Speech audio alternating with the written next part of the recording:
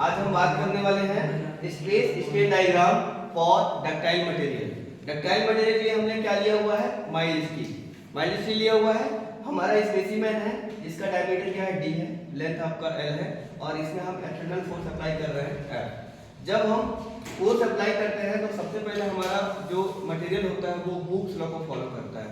Previous article में मैंने आपको बताया था कि हुक्स लॉ क्या होता है, फिर से मैं रिपीट कर दे रहा हूं। हुक्स क्या बोलता है कि stress is directly proportional to strain within elastic limit. Elastic limit तक जितना आप स्ट्रेस बढ़ाओगे उतना आपका स्ट्रेन भी क्या होगा, बढ़ेगा। जब हम फोर्स अप्लाई करते हैं तो पॉइंट ए से लेकर बी तक क्या रिप्रेजेंट करता है, लिमिट ऑफ प्रोपोर्शनलिटी। जैसे हम फोर्स को और इंक्रीज करेंगे तो हमारा जो मटेरियल है वो कहां जाएगा, पॉइंट सी को। इस पॉइंट को हम बोलते हैं इलास्टिक पॉइंट या इलास्टिक लिमिट। उसमें क्या होता है कि जैसे हम फोर्स को रिमूव करेंगे या स्ट्रेस को रिमूव करेंगे, हमारा जो मटेरियल है वो ओरिजिनल शेप एंड साइज पे आ जाएगा। उसके बाद हम अगेन फोर्स को क्या कर रहे हैं और इंक्रीज कर रहे हैं, तो हमारा जो मटेरियल है कहां चला जा रहा है, पॉइंट डी पर। जिस पॉइंट डी को हम क्या बोलते हैं, प्लास्टिक लिमिट या प्लास्टिक पॉइंट। उस पॉइंट पे अगर मटेरियल हमारा चला गया तो उससे वो अपना ओरिजिनल शेप एंड साइज पे वापस नहीं आएगा। अगेन हम क्या कर रहे हैं, फोर्स को या स्ट्रेस को क्या कर रहे हैं, इंक्रीज कर रहे हैं। तो हमारा जो मटेरियल है कहां चला गया, पॉइंट ई। पॉइंट ई का मतलब होता है अपर यील्ड पॉइंट। अपर यील्ड पॉइंट का मतलब ये है यहाँ पर कि वहां से हमारा जो मटेरियल है वो डेफॉर्म होना या ब्रेक होना स्टार्ट हो जाता है।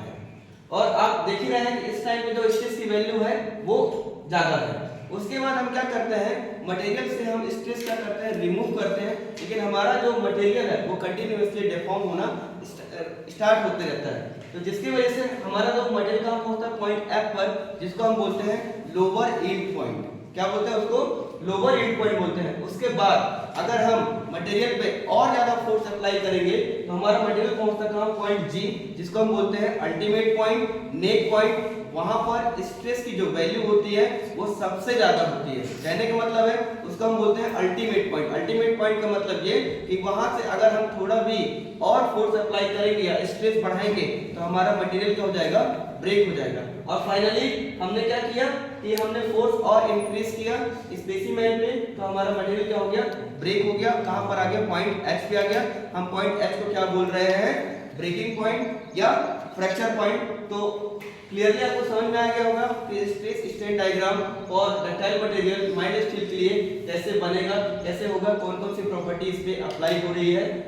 Thank you.